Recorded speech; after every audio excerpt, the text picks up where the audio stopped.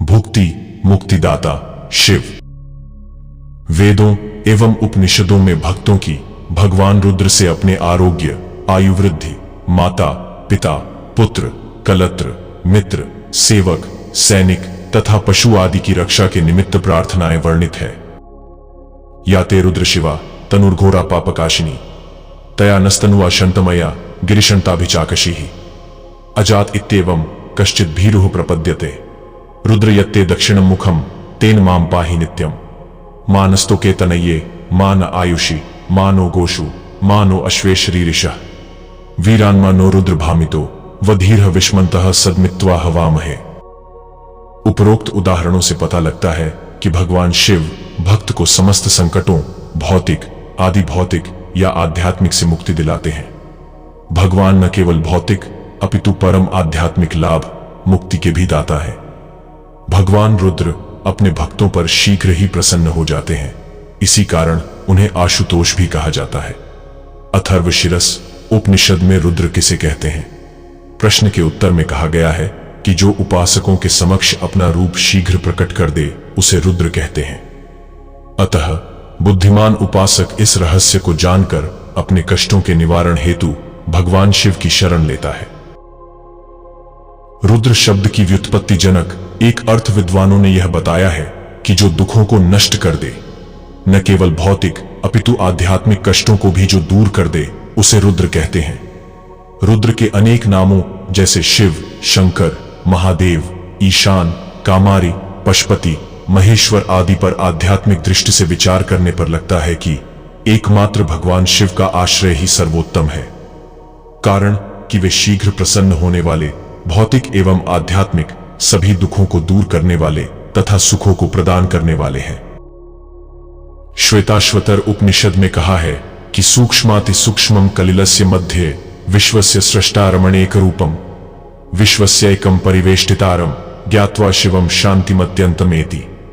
अर्थात जो परब्रह्म सूक्ष्म से भी सूक्ष्म है, अर्थात जो बिना उनकी कृपा के उनको जान नहीं पाते, जो सबकी हृदय गुहा के भीतर स्थित है, अर्थात जो हमारे अत्यंत समीप हैं, जो अखिल विश्व की रचना करते हैं तथा स्वयं विश्व रूप होकर अनेक रूप धारण किए हुए हैं।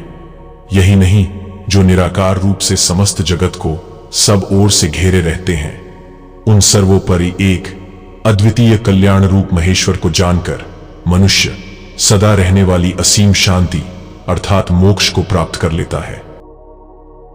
महेश्वर की शरण लेने से मनुष्य को मोक्ष सुगमता से प्राप्त हो जाता है। जाबालोपनिषद में रुद्र को तार्कबह्म कहा गया है। ज्ञानी को देह त्याग करते समय भगवान रुद्र ओमकार मंत्र का उपदेश देते हैं ताकि वह मुक्त हो जाए। अथर्वशीरस उपनिषद 2:3 में जैसा ऊपर कहा जा चुका है, ओमकार को रुद्र का ही स्वरूप बताया गया है। अतः ज्ञानी को भगवान रुद्र स्वयं ही मृत्यु के समय अपने स्वरूप का ज्ञान प्रदान करते हैं। रुद्रहृदयोपनिषद में भी यह बताया गया है कि श्री रुद्र के जप से समस्त देवताओं का कीर्तन हो जाता है तथा व्यक्ति सभी पापों से मुक्त हो जाता है। नारायण तथा जाबाल उपनिषदों में पाप मुक्ति हेतु रुद्र गायत्री का उल्लेख है। रुद्र गायत्री इस प्रकार है: तत्पुरुषाय विद्महे महादेवाय धीमहि तन्नो रुद्रः प्रचोदयात्। नारायणोपनिषद एवं ऋवेद में मृत्यु को जीतने वाले मृत्युंजय मंत्र का उल्लेख है।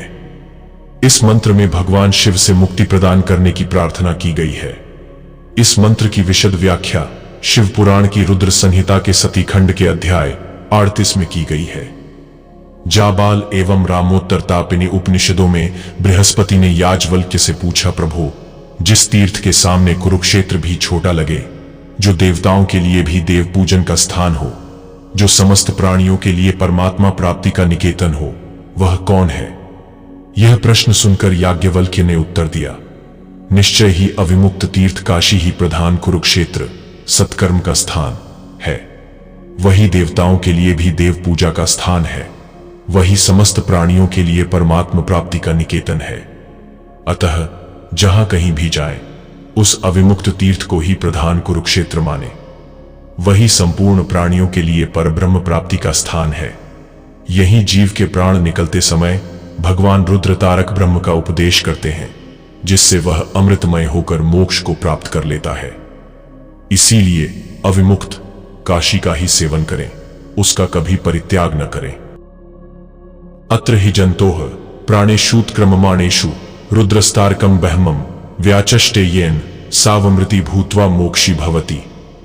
उपरोक्त संदर्भों से स्पष्ट है कि उपनिषदों में काशी को तीर्थाराज के रूप में स्वीकृति दी गई है तथा इसके सेवन से मुक्ति प्राप्त हो सकती है। हिंदू समाज की वर्तमान परंपरा के अनुसार भी मरणासन्न व्यक्ति को या अंतिम समय में काशीवास करना चाहिए।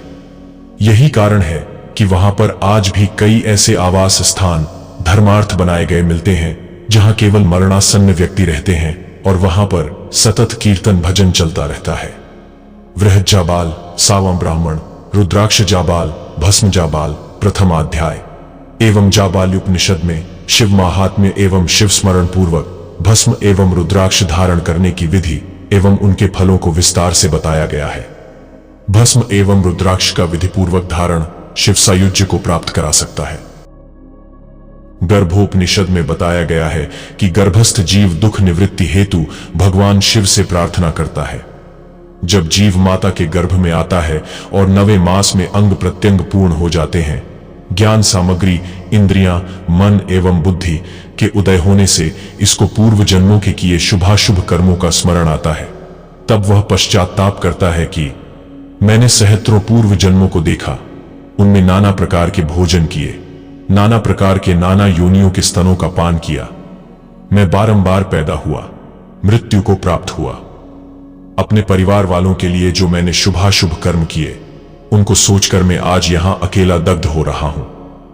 यदि इस योनि से छूट जाऊंगा, इस गर्भ के बाहर निकल गया, तो अशुभ कर्मों का नाश करने वाले तथा मुक्ति रूप फल को प्रदान करने वाले महेश्वर के चरणों का आश्रय लूंगा।